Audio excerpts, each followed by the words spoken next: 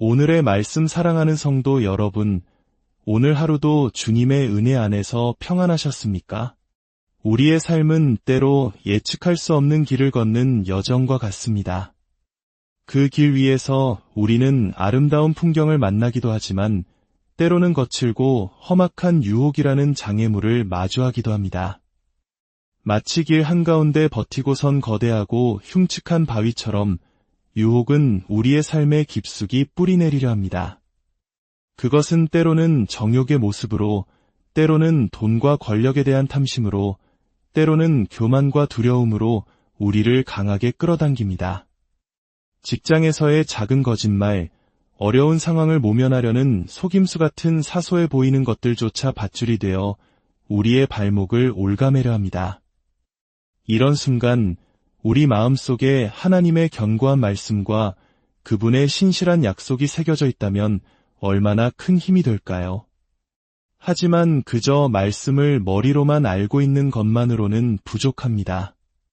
그 말씀을 내 삶의 가장 귀한 보물로 여기지 않는다면, 그 가치를 마음 깊이 깨닫지 못한다면 유혹의 거센 파도 앞에서 말씀은 아무런 힘을 발휘하지 못할 것입니다. 어떻게 하면 하나님의 말씀을 귀히 여겨 유혹을 이기는 강력한 무기로 삼을 수 있을까요? 오늘 우리는 성경에서 가장 긴 장인 시편 119편의 한 단락 9절부터 16절까지의 말씀을 통해 그 해답을 찾아보고자 합니다. 이 시간 우리에게 주시는 하나님의 음성에 귀 기울이며 단순히 말씀을 아는 것을 넘어 그 말씀을 마음판에 새기고 삶으로 살아내는 지혜를 얻게 되기를 소망합니다.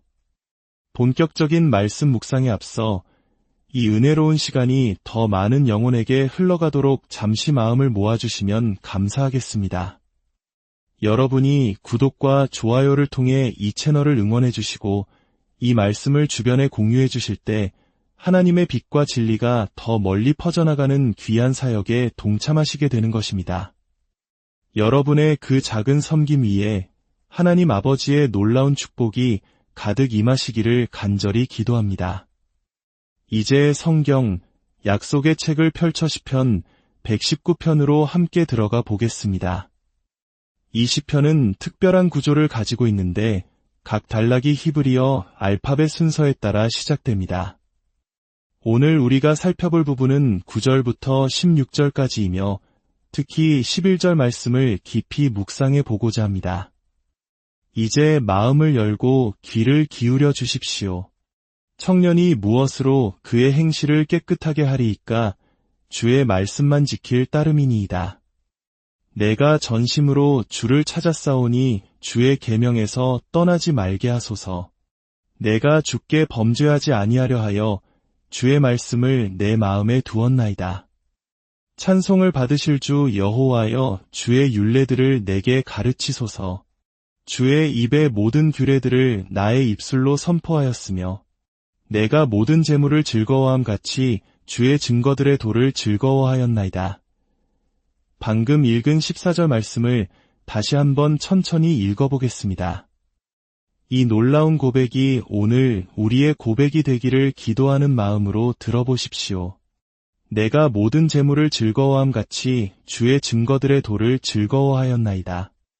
주의 법도들을 작은 소리로 읊조리며 주의 길들에 주의하며 주의 율례들을 즐거워하며 주의 말씀을 잊지 아니하리이다.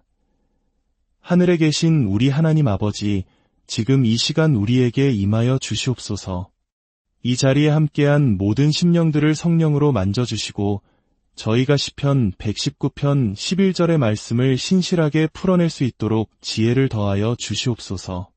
듣는 귀를 열어주시고 옥토와 같이 부드럽고 열린 마음을 허락하여 주시옵소서. 주의 말씀 앞에 민감하게 반응하며 만져주심을 경험하고 변화되게 하옵소서. 세상의 그 어떤 것보다 돈이나 명예보다 하나님의 말씀을 더 사랑하고 갈망하는 마음을 부어주시옵소서. 아버지, 우리의 가치관을 혁명적으로 바꾸는 기적을 행하여 주시옵사. 이 시간이 끝났을 때 우리 모두가 삶 속에서 하나님의 말씀을 향한 새로운 갈망으로 가득 차게 하옵소서. 우리의 가정과 직장에서 말씀이 살아 움직이는 삶을 살게 하옵소서. 존귀하신 예수 그리스도의 이름으로 기도합니다. 아멘. 우리 인생의 궁극적인 목표는 두 가지 방식으로 표현할 수 있습니다. 하나는 긍정적인 방식이고 다른 하나는 부정적인 방식입니다. 긍정적으로는 영원토록 하나님을 즐거워함으로 그분께 영광을 돌리는 것이라 말할 수 있습니다. 반면 부정적으로는 죄를 짓지 않는 것이라고 할 수 있습니다.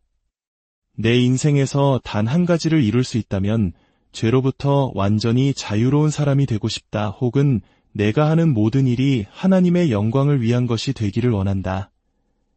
이 두 가지 표현은 결국 같은 곳을 향하고 있습니다. 즉, 우리가 하나님께 영광 돌리는 삶과 하나님을 즐거워하는 법을 배운다면 우리는 자연스럽게 죄를 짓지 않는 법을 알게 될 것입니다.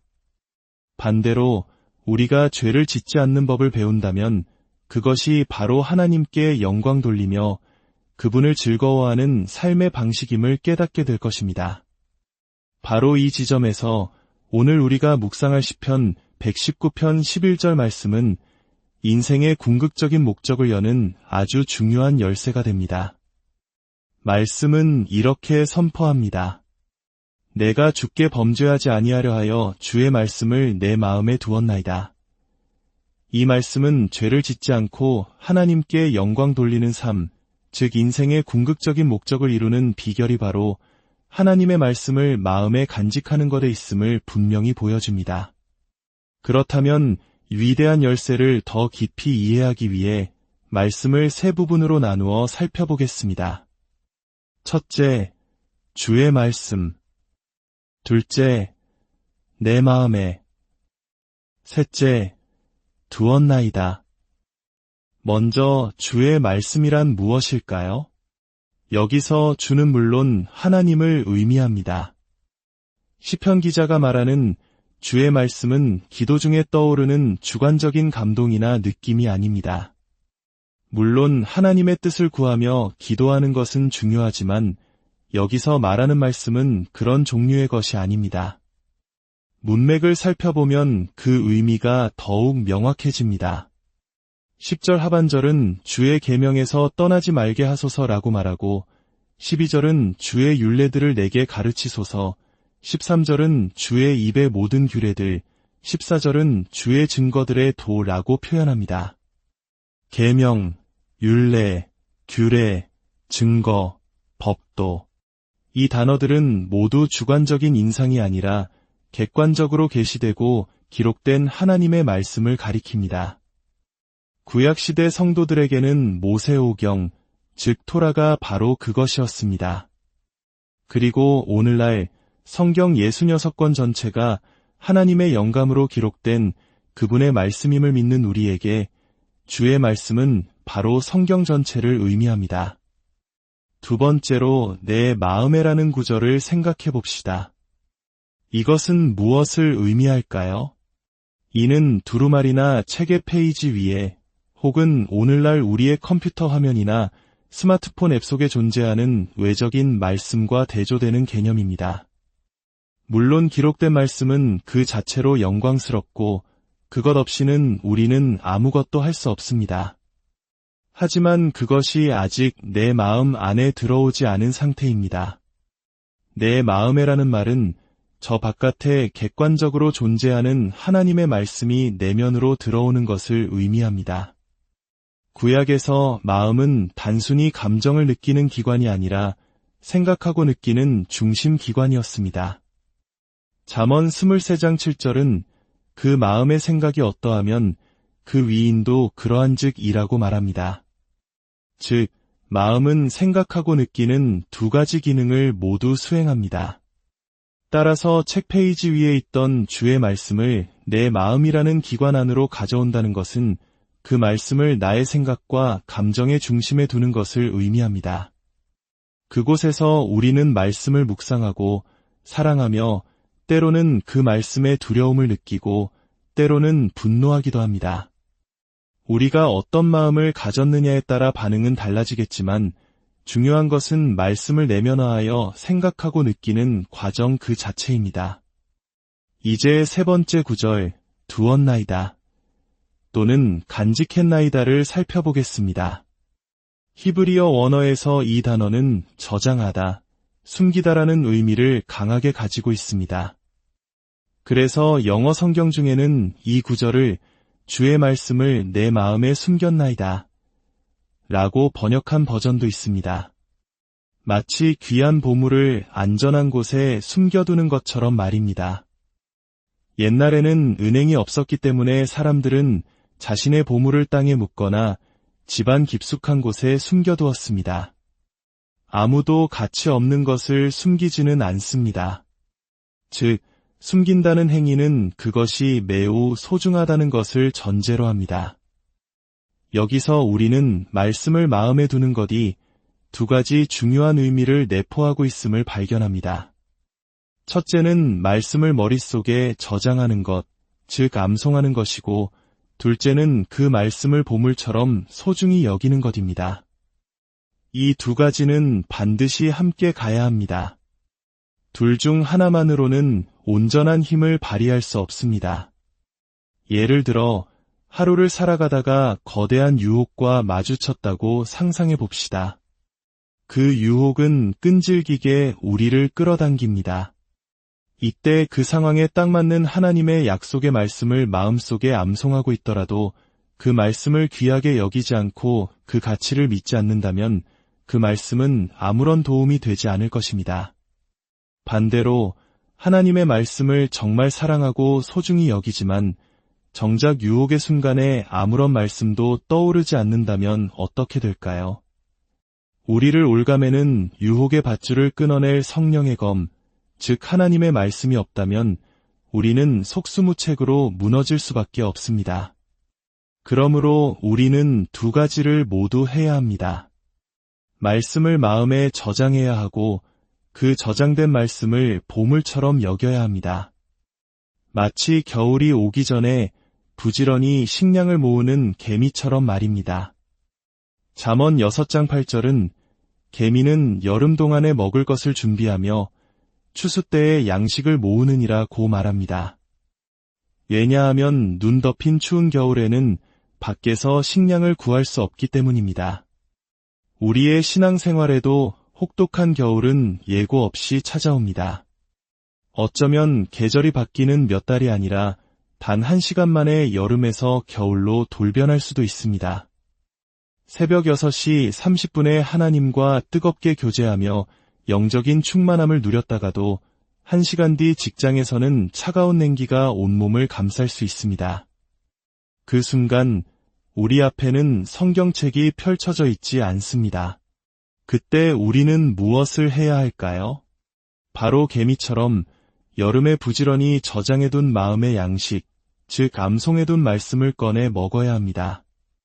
그 말씀을 묵상하고 맛볼 때 우리는 영적인 힘을 얻고 유혹을 이겨낼 수 있습니다. 많은 분들이 이렇게 생각할지도 모릅니다. 성경 암송은 기억력이 좋은 어린 아이들이나 하는 거지, 나는 내 전화번호도 가물가물한데 어떻게 성경을 외우겠어? 정말 그럴까요? 여기에 우리의 마음을 꿰뚫어보는 질문이 하나 있습니다. 만약 제가 여러분에게 이렇게 제안한다고 상상해 보십시오. 이번 주에 성경 한 구절을 외울 때마다 제가 현금 100만 원을 드리겠습니다. 잠시만 진지하게 생각해 보십시오. 100만 원입니다. 7구절만 외우면 최신형 컴퓨터를 살 수 있습니다.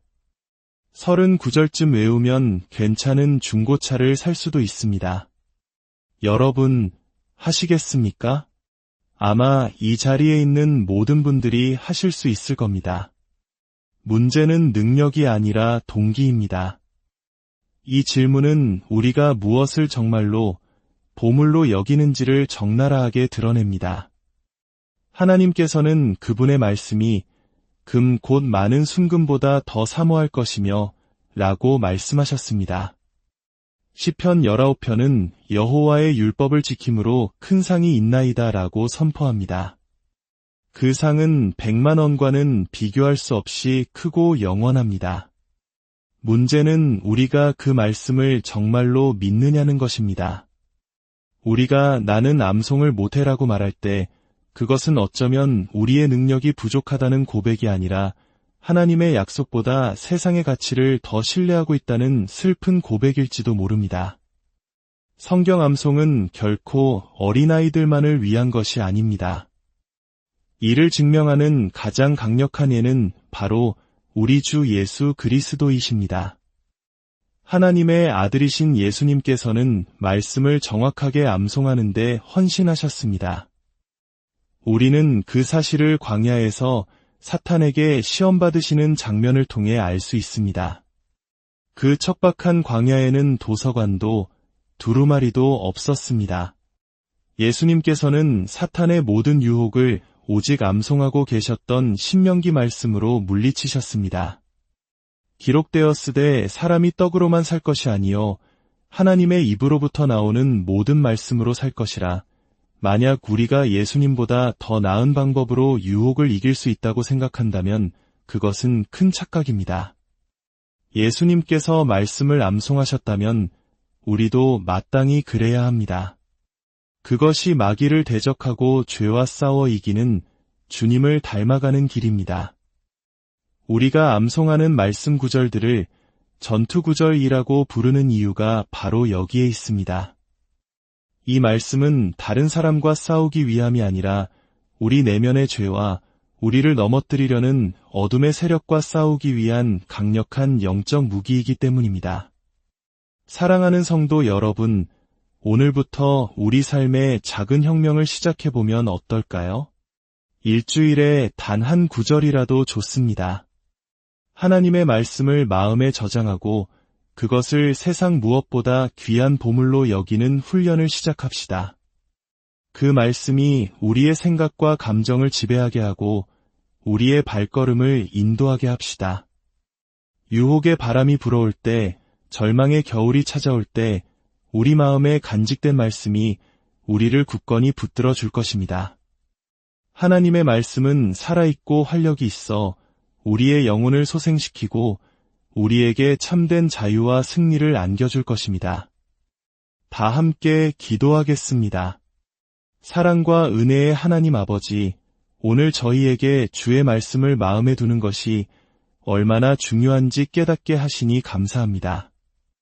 저희의 연약함을 고백합니다. 세상의 가치를 하나님의 약속보다 더 크게 여겼던 저희의 불신을 용서하여 주시옵소서. 이제부터 주의 말씀을 부지런히 마음에 새기고 그 말씀을 세상 무엇과도 바꿀 수 없는 최고의 보물로 여기는 믿음을 주시옵소서. 매일의 삶 속에서 말씀의 검을 들고 죄와 싸워 승리하게 하시고 오직 하나님께만 영광 돌리는 삶을 살게 하옵소서. 주님의 말씀이 우리의 발의 등이 되고 길의 빛이 되게 하여 주시옵소서. 오늘 하루도 그리고 우리의 남은 모든 생에도 말씀 안에서 참된 평안과 승리를 누리게 하실 줄 믿사오며 우리를 구원하신 예수 그리스도의 이름으로 간절히 기도드립니다.